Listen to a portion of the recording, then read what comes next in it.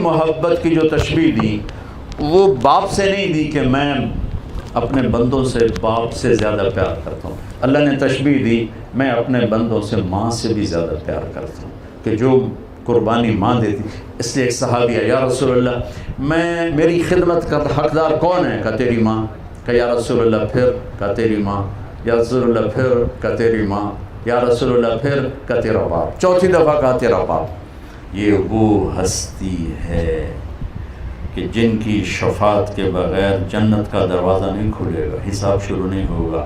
وہ کس تمنا سنو، کاش میری ماں زندہ ہوتی، کاش میری ماں زندہ ہوتی. اور میں عشاء کی نماز کے مصلی پہ ایسے سورۃ فاتحہ شروع کر چکا ہوتا، الحمدللہ رب العالمین الرحمن الرحیم مالک یوم الدین. اور ادھر سے آواز آتی بیٹا محمد، تو میں وہیں نماز توڑ کے کہتا لبیک اماں جی. اتنے بڑے رسول. اور اظہار تمنا کیا ہے؟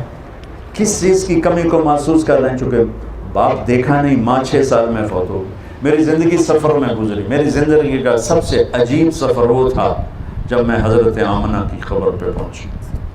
اٹھا کے دینا. جب میں حضرت آمنہ کی قبر پہ پہنچی، کالے پہاڑ، وہ اثر سورج ڈوب رہا تھا. ڈوبتا سورج بھی غمگین نظر آتا ہے. اور وہ وہاں چاروں طرف دیکھ رہا تھا. سن 2000 انسان نام کی شے نہیں تھی. 1400 سال پہلے کیا ہوا ہوگا جب میرے نبی کی ماں نے دم توڑا ہوگا. اور اوپر پہاڑی ہے، اس سے 15-20 فٹ اور اونچی ہوگی. جب ان کو پتھروں میں دبا کے نیچے اترے ہیں ایک باندی ساتھی ام ایمن، تو آپ نے ہاتھ چھڑایا اور دوڑ لگائی. کاش آپ جا کے دیکھو.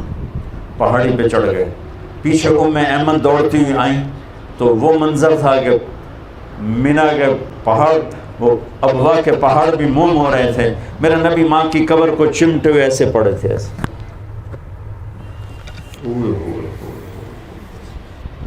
جب ام ایمن قریب ہوئی تو آپ نے سنا، آپ کہہ رہے تھے ماں جی آپ کو تو خبر تھی آپ کے سوا میرا کوئی نہیں، پھر آپ مجھے چھوڑ کے کہاں چلی گئی.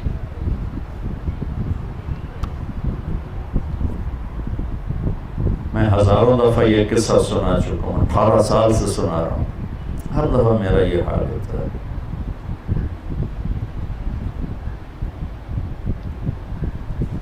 ام ایمن نے اٹھانے کی کوشش کی، انکار کر نہیں، چھوڑ دو، یہیں چھوڑ دو. کھینچ کے نیچے لائیں. 7ویں دن آنسو ختم ہو جاتے ہیں، رونا بھی چاہو تو نہیں رونا آتا. اور میرے نبی 7ویں دن نہیں 57 سال کے بعد 6 + 57 63 حج پہ جا رہے ہیں. جب ابوا پہنچے تو ابوا ایک گاؤں ہے، وہاں سب کے ٹھہرنے کا انتظام تھا. اور یہ حج کا قافلہ 60-70 ہزار کا ہو چکا تھا. اور آپ نے اپنے اونٹنی کو پہاڑوں میں ڈال دیا. نئے لوگ حیران کہ ادھر تو شہر کو نہیں جانتے کتنے پہ ہیں.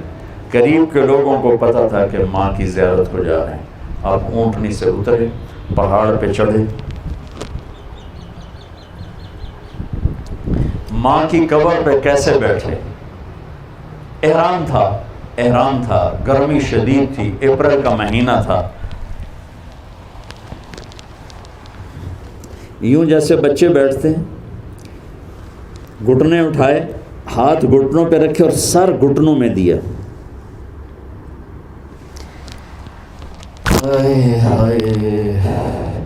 یہ ایک گر گیا، لگا دو. آپ نے پوزیشن دیکھی؟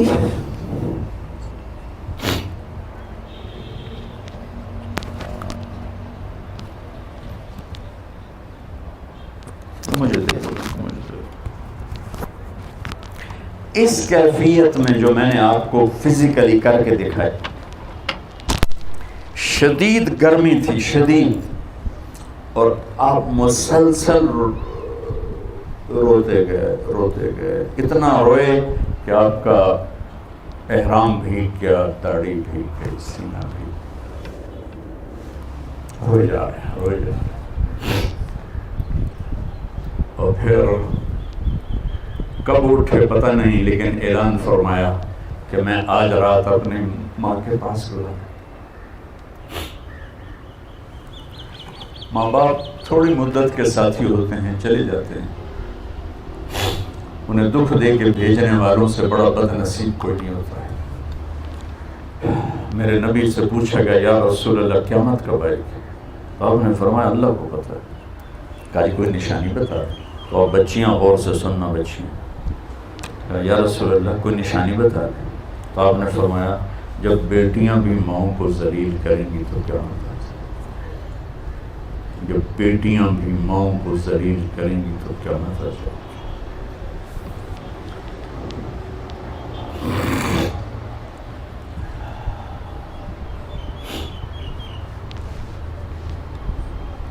اپنے نبی کی زندگی پڑھو بچوں، کہ زندگی گزارنی کیسے۔ یہ بھی کوئی زندگی ہے کہ پیسہ بناؤ، پیسہ بناؤ، پیسہ بناؤ، پیسہ بناؤ، یہ کوئی زندگی؟ کہ بہن بھائی ہر رشتے کو میرے نبی نے، سبحان اللہ، میرے نبی نے فرمایا جس کو اللہ نے 2 بہنیں دی اور اس نے ان کا حق ادا کیا، دیکھو قیامت تک آپ کی نظر تھی۔ کیا آپ کو پتہ تھا بر صغیر کے معاشرے میں بہنوں کو وراثت میں کوئی حق نہیں ملے گا؟ تو آپ اس وقت کہہ رہے ہیں جب ابھی عرب میں بھی یہی دستور تھا، بہنوں کو کچھ نہیں دیتے تھے، سارا عرب کھاتے تھے، اور ہمارا بھی یہی دستور ہے، بیٹیوں کو کچھ نہیں ملتا، سب بیٹے لے جاتے ہیں۔ اور والدین جان بوجھ کے اولاد اپنے بچوں کے نام کراتے ہیں، بچیوں کے نام نہیں کراتے۔ جائیداد تقسیم ہو جائے، جائیداد تقسیم ہو جائے، جائیداد کو خدا بنایا ہوا ہے۔ تو میرے نبی نے فرمایا جس کو اللہ نے دو بہنیں دی اور اس نے ان کا حق ادا کیا تو وہ جنت میں داخل ہو گیا۔ اولاد کی تربیت، جس کو اللہ نے 3 بیٹیاں دیں اور اس نے ان کو ڈولی میں بٹھا دیا تو جنت اس پہ واجب ہو گئی۔ ایک صحابی بولے یا رسول اللہ 2 ہوں، آپ نے کہا 2 ہوں شادی کر دے، اس پہ جنت واجب۔ ایک نے کہا 1 بیٹی ہوگا، 1 کو بھی ڈولی میں بٹھا دے گا تو جنت واجب ہو جائے گی۔ تو میرے عزیز ہو، یہ ایک خوبصورت زندگی ہے جو ہمارے نبی ہمیں سکھا کے گئے۔ میں 1.25 گھنٹے میں کتنے بیان کر سکتا ہوں؟ میں صرف آپ کو ٹپس دے سکتا ہوں، ہنٹس دے سکتا ہوں کہ اللہ کے واسطے قرآن سے جڑو، اپنے نبی کی سیرت سے جڑو، اس کو بھی پڑھو جو پڑھ رہے ہو۔ اللہ تمہیں ایسا علم عطا فرمائے کہ تمہاری FCPS کی ڈگری وہ انگلینڈ کی ڈگری سے بڑی ہو جائے۔ جب تک آپ علم میں فقیر رہو گے، عزت سے سر اٹھا کے زندہ نہیں رہ سکتے۔ جو قوم اپنا علم بھی نہ خود تلاش کر سکے، اسے عزت سے رہنے کا کوئی حق حاصل نہیں۔ تمہارا بڑا ڈاکٹر وہ ہوتا ہے جو امریکہ سے ڈگری لے کر آئے، اور ہم اس دن آزاد ہوں گے جب ہمارا ڈاکٹر یہاں کا امریکہ سے بڑی ڈگری والا شمار ہوگا۔ کہ علم وراثت نہیں ہے، علم محنت ہے، جو محنت کرے گا اللہ اس کا سینہ کھول دے گا۔ اور ہمارے بچے بچیاں پڑھتے ہیں صرف ڈگری کے لیے اور آگے جاب کے لیے، اور ہمارے ادارے بھی عام طور پہ تعلیمی ادارے نہیں ہیں، کاروباری ادارے ہیں۔ اس لیے نہ ان میں جوش ہے کہ ہم اپنے بچوں کے اندر علم کی شمع روشن کریں، نہ ہماری نسل میں شوق ہے کہ ہم کچھ علم لینے والے بنے، بس ایک ڈگری مل جائے، آگے جاب مل جائے، بس یہاں تک ہماری پرواز ہے، اور یہ بہت پست پرواز۔ تو بچوں اپنی زندگی کو خوبصورت بناؤ، بہن بھائیوں کے رشتے۔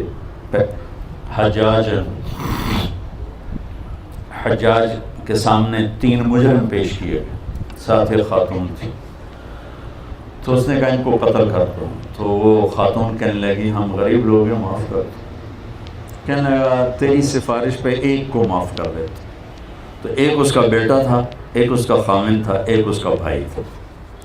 تو وہ کہنے لگی شادی تو پھر بھی ہو جائے گی اور بیٹا بھی مل جائے گا، بھائی نہیں ملے گا، ماں پیو مر گئے۔ وہ کہنے لگی میرا بھائی چھوڑ دے، باقی دونوں مار دے۔ تو اس نے کہا میں تیرے چناؤ کو سلام کرتا ہوں، تیرے اس خوبصورت انتخاب کو سلام کرتا ہوں، جا تینوں لے جاؤ۔ اس نے تینوں کو چھوڑ دیا، تینوں۔ تو بھائی آج سب سے زیادہ لڑے ہوئے بہن بھائی، نفرتیں بہن بھائیوں میں ہیں، دوریاں ہیں، شدتیں ہیں، سختیاں ہیں، پیچھے کوئی بڑے مسائل نہیں، زبان کا بول، اس نے مجھے یہ کہہ دیا، اس نے مجھے یہ کیوں کہہ دیا۔ بچوں اس کو زندگی سے نکال دو گے تو آپ کی زندگی انتہائی، زندگی کو حسین بنانا چاہتے ہو تو نبی کو پڑھو، نبی کے اخلاق اپناؤ۔ اللہ کی قسم آپ کے کپڑوں سے زندگی خوبصورت نہیں ہوگی، آپ کی ڈگریوں سے زندگی خوبصورت نہیں ہوگی۔ زندگی کا خوبصورت ہونا الگ چیپٹر ہے اور کپڑے کا خوبصورت ہونا، گھڑی کا الگ چیپٹر ہے۔ ہم اسی میں گم ہو گئے ہیں کہ زندگی کو خوبصورت بنانے کا طریقہ کیا ہے، بہت بڑی گاڑی ہو، بہت بڑا بنگلہ ہو، بڑی قیمتی گھڑی ہو، فون ہو، یہ ہے، یہ بہت چھوٹے سلسلے ہیں۔ تو میں صرف آپ کو ہنٹس دے کے جا رہا ہوں، عبادات میں نماز کو قابو میں رکھو اور زندگی میں اخلاق کو قابو میں رکھو۔ اخلاق اچھے ہوں گے تو ہر رشتہ وہ قیمتی بن جائے گا، خوبصورت بن جائے گا۔ معاف کرنا سیکھو، درگزر کرنا سیکھو، سہ جانا سیکھو، گالی کے جواب میں چپ رہنا سیکھو، کسی کی غیبت نہ کرو، کسی کی برائی نہ کرو۔ تو نیت کرتے ہو سارے؟ اچھا آپ بہت سے یہاں رہتے ہو تو آپس میں لڑائی بھی ہو جاتی ہوگی، تو کسی کا کسی سے بول چال بند بھی ہوگا، تو میری آخری گزارش یہ ہے کہ اگر کسی سے لڑے ہوئے تو صلح کر لیں۔ اللہ کو پسند نہیں کہ دو مسلمان آپس میں بول چال بند ہو۔ جب بول چال بند ہوتا ہے تو اللہ ان کی فائل بند کر دیتا ہے۔ اللہ تعالیٰ فرماتا ہے جب تک یہ صلح نہیں کرتے ان کا کوئی نیک عمل مجھ تک نہیں پہنچنا چاہیے۔ آپس میں بول چال کا بند ہونا اتنا خوفناک کام ہے۔ تو اگر آپ اپنی عمل کو بچانا چاہتے ہیں، اپنی نیکیوں کو بچانا چاہتے ہیں تو کسی سے لڑو نہیں، ہو جائے اونچ نیچ تو بول چال بند مت کرو، بول چال سے باقی رکھو، خود پہل کر لو، وہ ذلیل کرے خاموش ہو کے سن لو، تو انشاءاللہ آپ دیکھنا یہ دنیا بھی آپ کے لیے جنت بنے گی اور آخرت تو جنت ہے ہی۔ اللہ تعالیٰ مجھے آپ کو